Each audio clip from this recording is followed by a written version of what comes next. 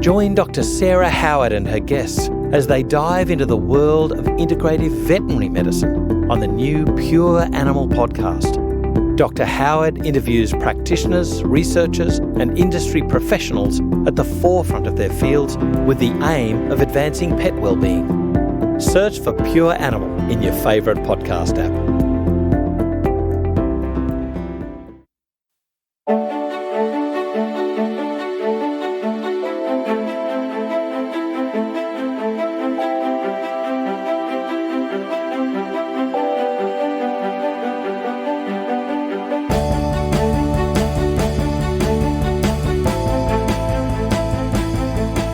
This is FX Medicine.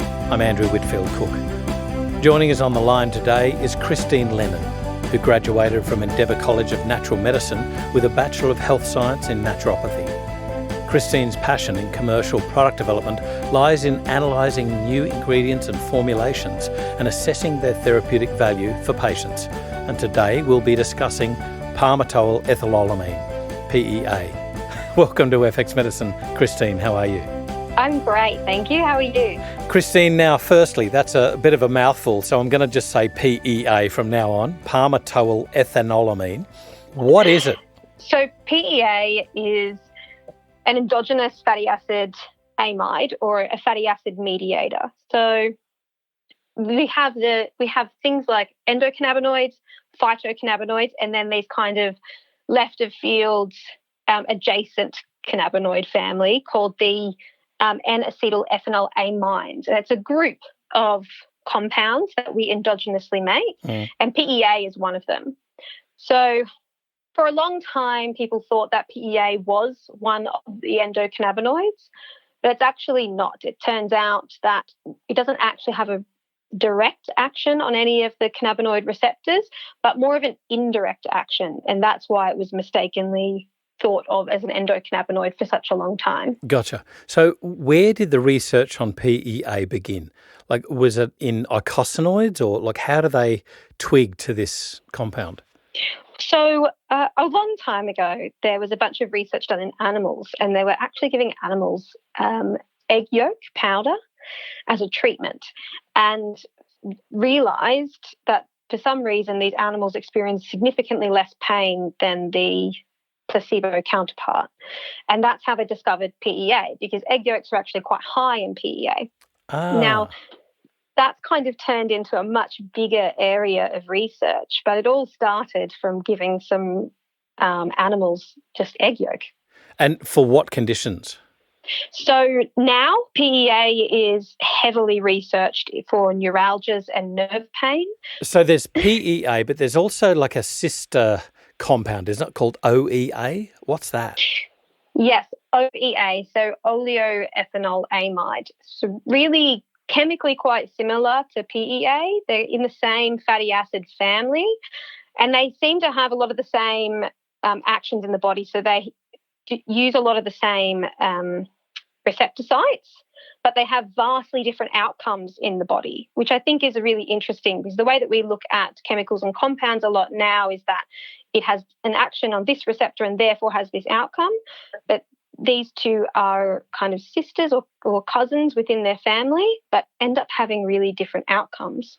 So still working, we're going to talk about this a little bit later about the endocannabinoid system, but are they still working on or around the endocannabinoid system, both of those compounds? So kind of it's more around. So they don't directly have any impact on CB1 or CB2. Yep.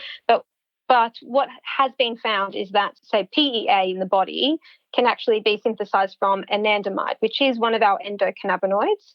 And there seems to be the reverse as well. So the giving of endogenous or exogenous PEA can also increase anandamide's activity and also its affinity for its receptor sites as well. So in that indirect way, giving exogenous PEA can actually increase the use of anandamide in the body. Okay. What about when you're talking about receptors? Can you down-regulate the receptors, i.e., if you give a big whack of PEA or OEA, can that have an effect of down-regulating the downstream receptors so that you end up with the same problem?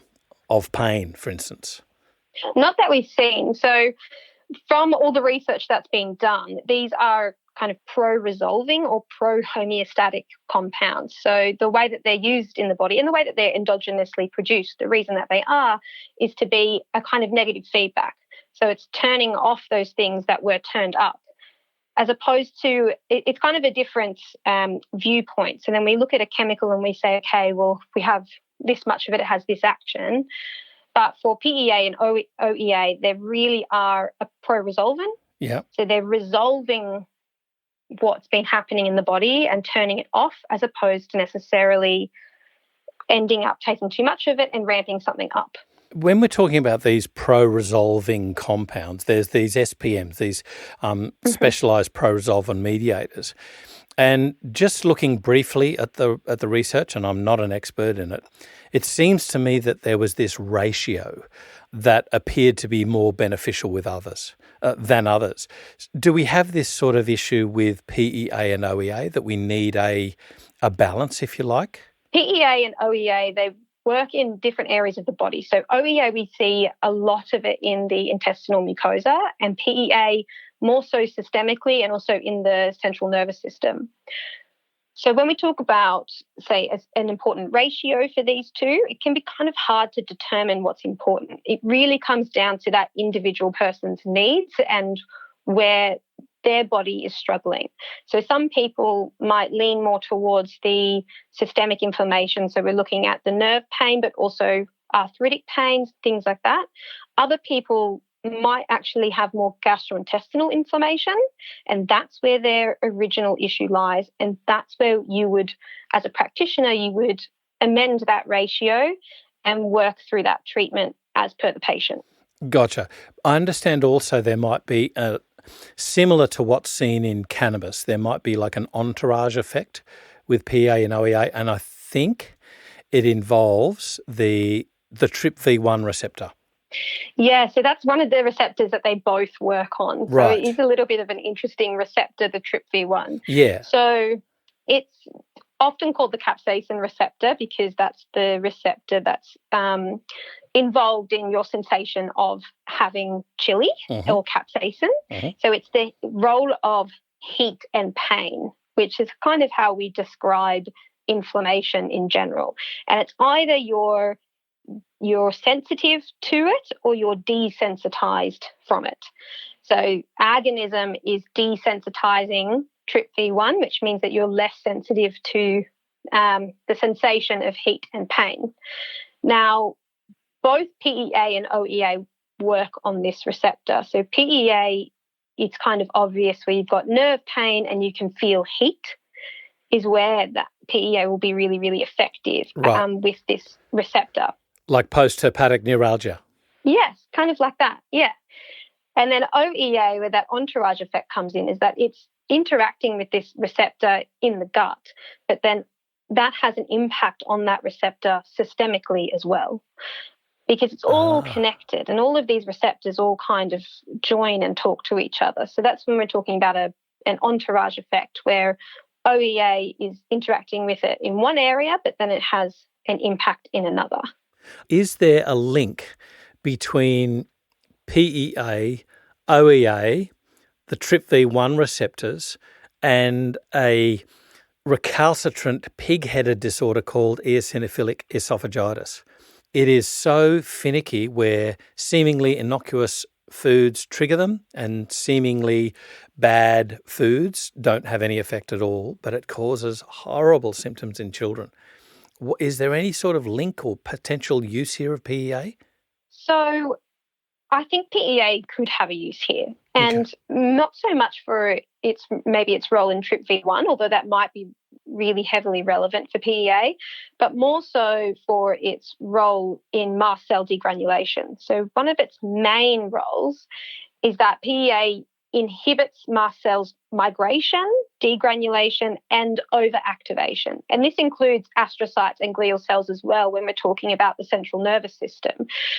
So what happens normally in the body is that a glial cell or a mast cell will actually release histamine in order to tell the body I want inflammation here and I want it now. But at the same time, it also releases PEA for the negative feedback in order to turn down the inflammatory response once it's started as well. Because we need those systems in place so that we're not just in inflammation all the time, or we're not just being triggered all the time to have a histamine release. Right.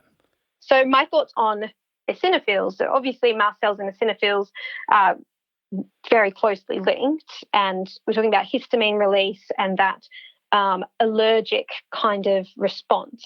So there I'm wondering about mast cell activation syndrome. Yeah, exactly. And when we've got overactivation, and that's what PEA is there to inhibit. It's there to stop the overactivation.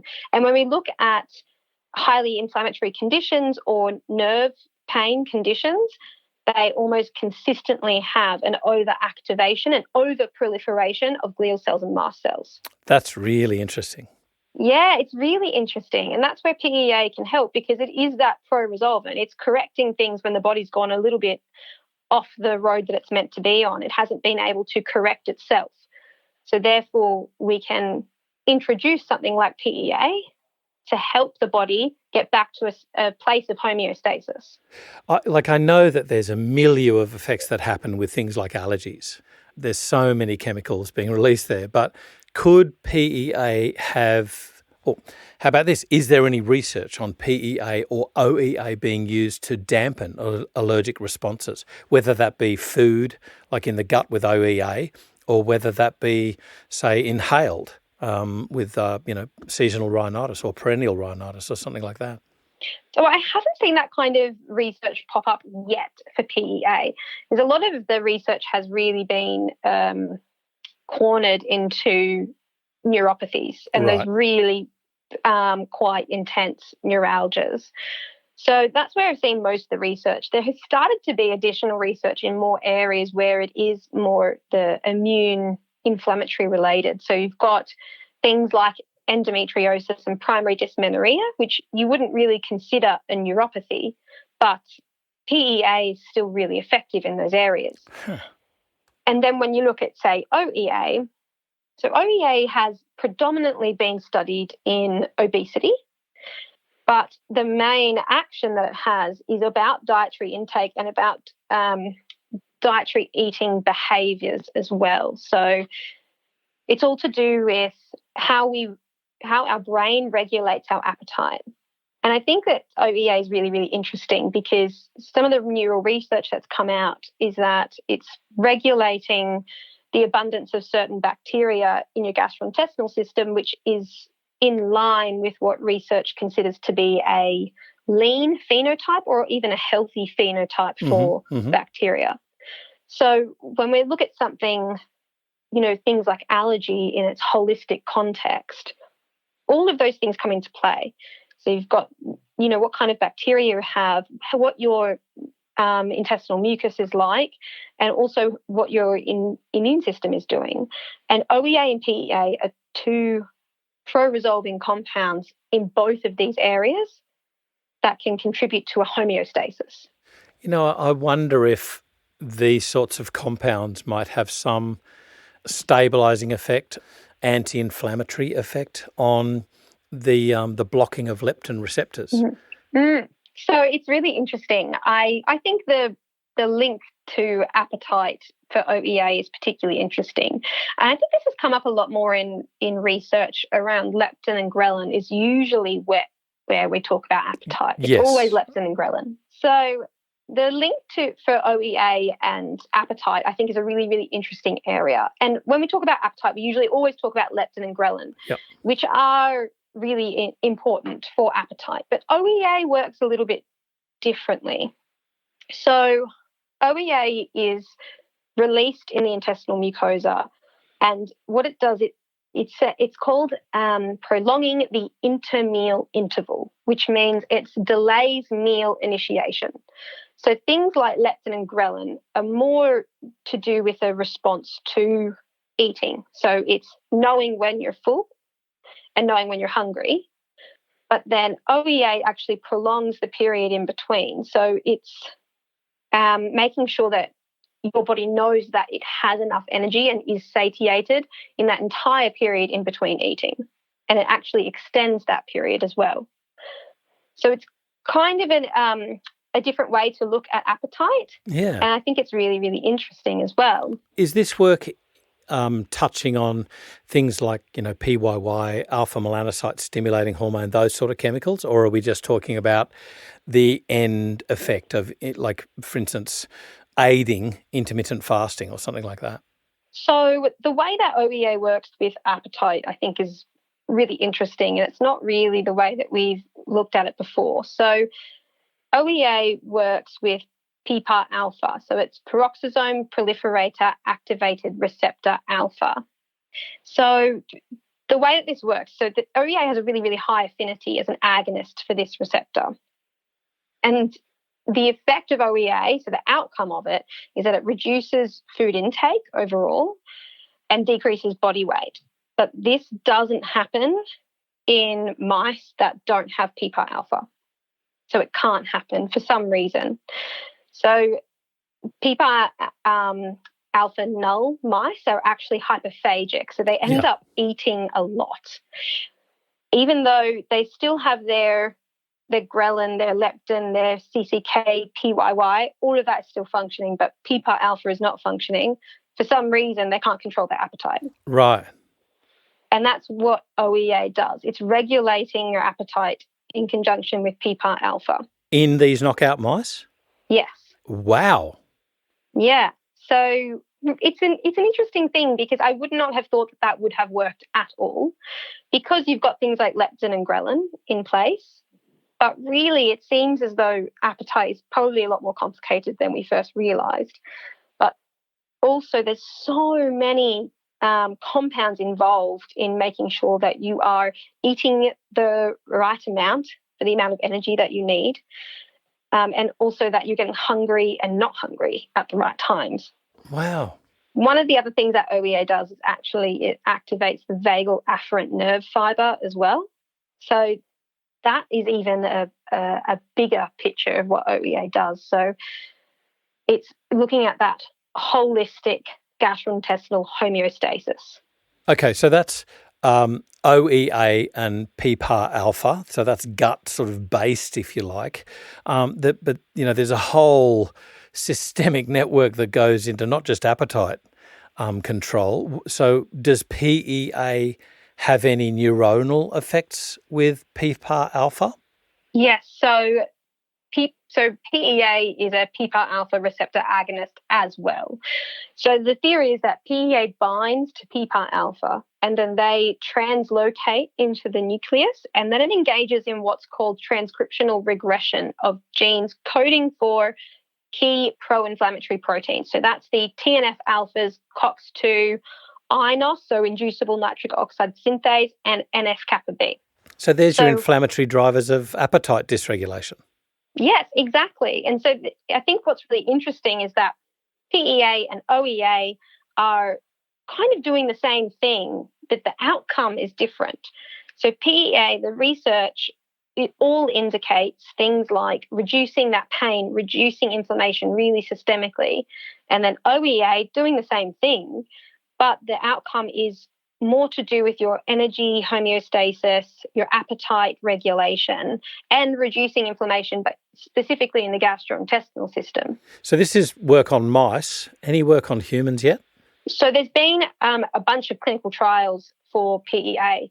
So that's things like sciatica, post-herpetic neuralgia, diabetic neuropathies, multiple sclerosis, chemotherapy-induced neuralgia, trigeminal neuralgia, which trigeminal neuralgia is one of those conditions that's really, really debilitating and really difficult to treat as well. So that's where PEA has been shown to be really quite effective at treating all different types of neuralgias. But I think trigeminal neuralgia is one of those areas that could really be managed a lot better than it is being now. Can we just go back to pathology a little bit? When we're talking about sharp burning pain, am I correct or incorrect thinking that that's your A fibres, then you've got your C fibres, the more chronic, dull, lower back pain type thing. What's the interplay there? Where does PEA work? On both or?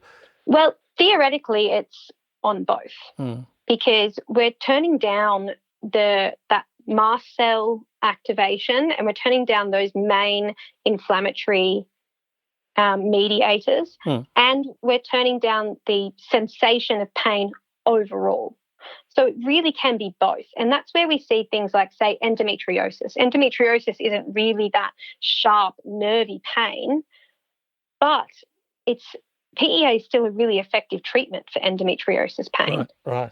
So it's looking at pain overall. So I'm just wondering, because we're dampening down, we're sort of turning down the volume control on pain, I'm wondering about its use, its utilisation in, there's another pig-headed disease, complex regional pain syndrome. Yeah. Has there been any research in this area, especially in humans?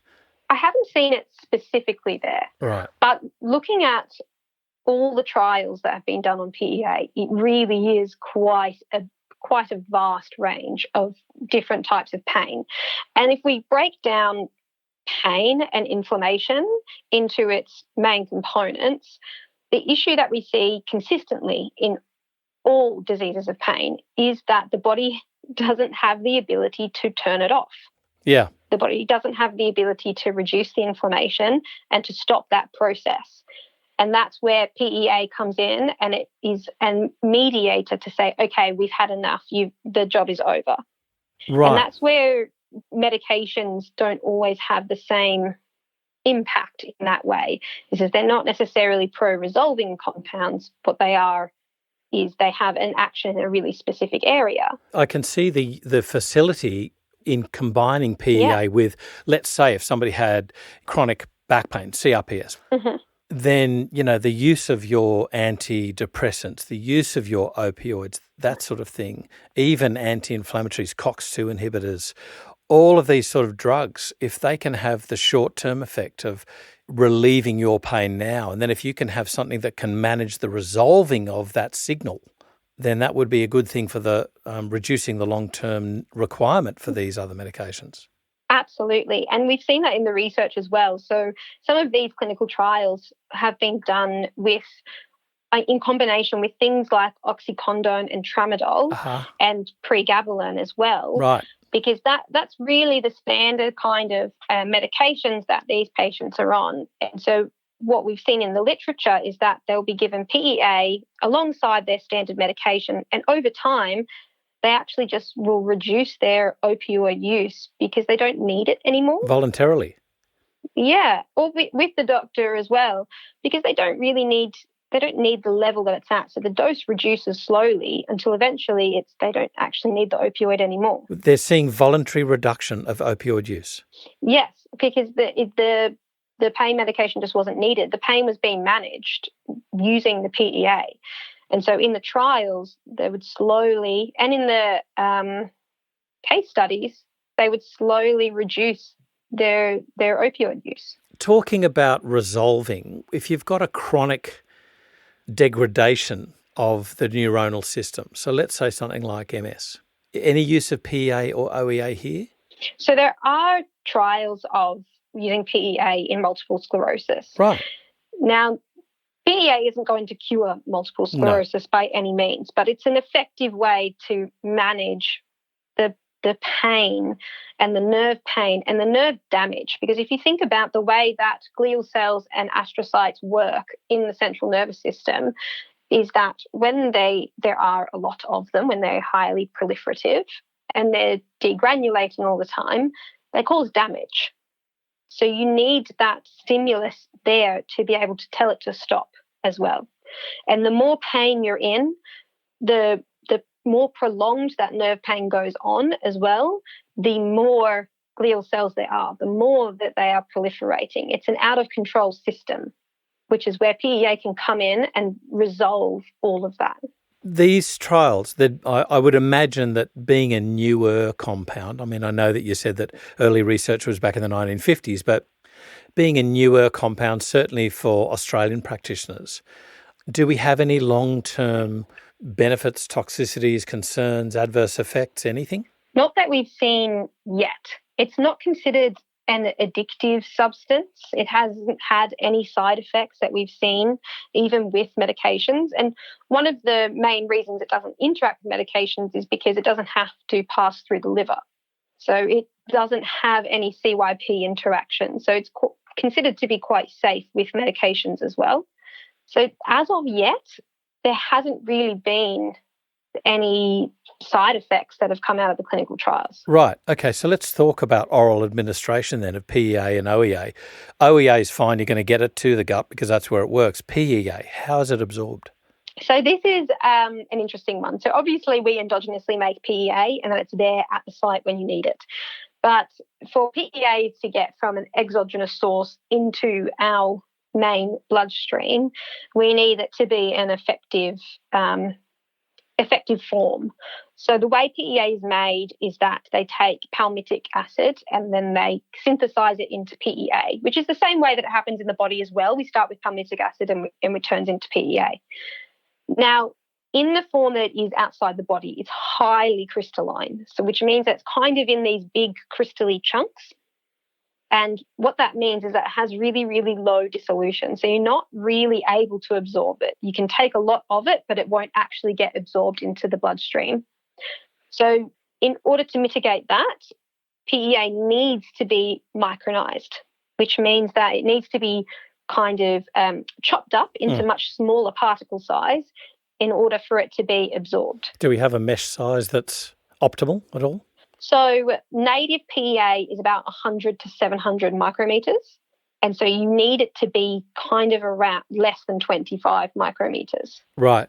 And what about, first pass metabolism? You say that it doesn't interact with the CYP enzymes, but certainly it's going to go into the enteral circulation. What happens there with digestion and assimilation? So the type of compound that PEA is that it just goes into the bloodstream. It doesn't actually need to have any interaction or activation by any of our enzymes. So it doesn't actually come into contact with any of our enzymes. So that's the beauty of it as well, is that it's a fatty acid that can be absorbed, but also doesn't actually need to have any interaction with any liver enzymes in order for it to be in its active form. Now, we've covered a vast array of conditions from seemingly remedial to extremely recalcitrant. How do you monitor dosing? Is there any guidelines that we can stick to here or a dosing range that we can use? So overall for the PEA studies, what has kind of come out of them is that you need a loading dose. Right. So you need to be dosing at around 1,200 milligrams a day up to 1,800 milligrams a day for the first week to 3 weeks in order for it to have a high enough amount in the system in order for it to really start reducing that inflammation. And then after that, we drop it down to 600 milligrams a day. So the way that it's been dosed in clinical trials is in lots of 300 milligrams. So it's either 300, 600, 900 or 1,200 a day. From all of the evidence, always start with a loading dose, so that's 1,200 milligrams a day, and drop that down to 600. And then depending on the condition and the patient, you can slowly ease them off the PEA as well if their inflammation has been resolved. Now, at the moment in Australia, we have PEA available to practitioners. OEA is a different kettle of fish. Yes, it's not currently available, but right. There are clinical trials that give OEA, so it does exist, but there needs to be quite a bit more research. It doesn't have the same level of clinical trials that PEA has. PEA has quite a big breadth of research. So as more research comes out, we'll have more defined dosing instructions and more defined uses for OEA. Mm-hmm. But it is a really interesting one to look out for, though, because it does have some really interesting actions for overall homeostasis. Any great resources that we can share with our listeners? Indeed, any groups overseas that are using OEA? So OEA, I think there's been a couple of literature reviews which really go into quite a lot of depth around their mechanism of action that we can share. There's also one other that I thought is a really good read. So there was a clinical trial and using OEA exogenously where it increased the abundance of akkermansia in people with obesity. So Oh, I think really? I might share that one, and I think it's a really good read. Yeah, absolutely. We'll put these up on the FX Medicine website for everybody to learn from and to find out how they can best use these for their patients. I mean, this is quite remarkable stuff. I do, however, sort of put the caveat in there that I don't think this is a direct swap from cannabis. I think cannabis is cannabis and this is PEA. I don't think we're going to have the same actions. Do you? No, I agree. I think that PEA and cannabis would more likely be a really good synergistic pair than they are to one or the other, because CBD has a really direct action on the CB1, CB2 receptors, and then PEA more of that indirect action. So it's more like a really good pair to go together in order to achieve a really good therapeutic outcome. Christine, thank you so much for taking us through this. This is really exciting stuff. I can just see in my mind I'm going through so many conditions where there's a potential for this stuff to work. Now, whether it does work or not remains to be seen, and we need to follow the science, follow the literature on this, but we'll put as much literature as we can up on the FX Medicine website for everybody to learn from. Great, thank you so much. Thank you so much for taking us through it today. This is FX Medicine. I'm Andrew Whitfield Cook.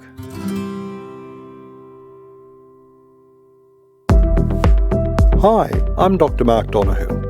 Join us for our new podcast series, FXomics.